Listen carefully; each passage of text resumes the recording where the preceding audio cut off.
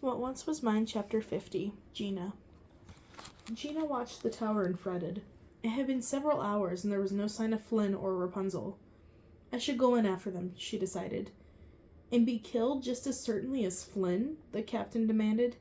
Think strategically, girl. Even when my men come, we will be attacking Bathory, the castle as a whole. Our aim will be to rescue the girl, who may or may not be the royal princess, and probably to take out the countess once and for all. Saving Flynn Rider will be at the bottom of our priority list.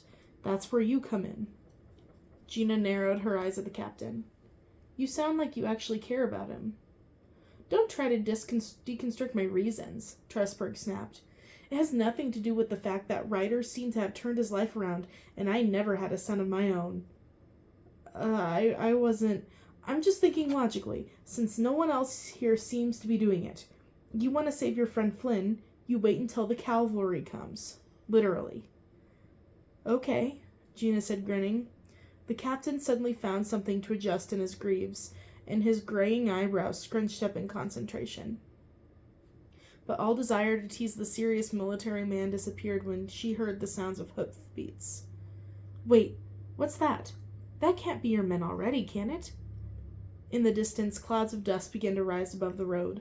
A motley assortment of men on horse and on foot soon came to view, but not as one army. There were clearly distinct little groups marching together under individual banners. At least 3 of the riders looked like lords, with expensive trappings and bells. What the? That's Lord Krasky and Thongal, Tresberg declared. What in blazes is going on here? Bathory castle guards saw the threat immediately. They ran to the gates and hastily began to pull the giant wooden doors closed. It's not our men, but it is some kind of coordinated siege, the captain said in wonder. There was almost a note of delight in his voice. Some of the mounted riders from the strange company saw the gates closing and immediately urged his horse into the gallop. Just before they slammed shut, he threw something in between them, a spear or end of a lance or something. Gina couldn't tell. There was a giant crack, and the gate shuddered and bounced back open. The attackers cheered. Someone blew a horn. One of the lords shouted, Bathory! Release the girl immediately, or we will besiege your castle and take you and her by force. Not bloody likely. This was shouted from the top of the wall. The countess stood there, hands on hips, laughing hysterically at her own joke. This castle has stood for 1,000 years. I'm going to fetch my secret weapon now, and when I command her, Rapunzel will release a rain of death upon you all. The captain's eyes widened, and she turned to Gina. Can she do that? He asked. Gina shook her head and shrugged.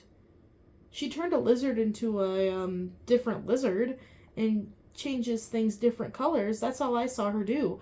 Also, she told me she used to kill chickens occasionally. It hasn't stood for 1,000 years, one of the lords in the army scoffed. Her husband built it for her as a present for her disgusting hobbies. It's garbage. This, Captain Tresberg said, is going to be very interesting.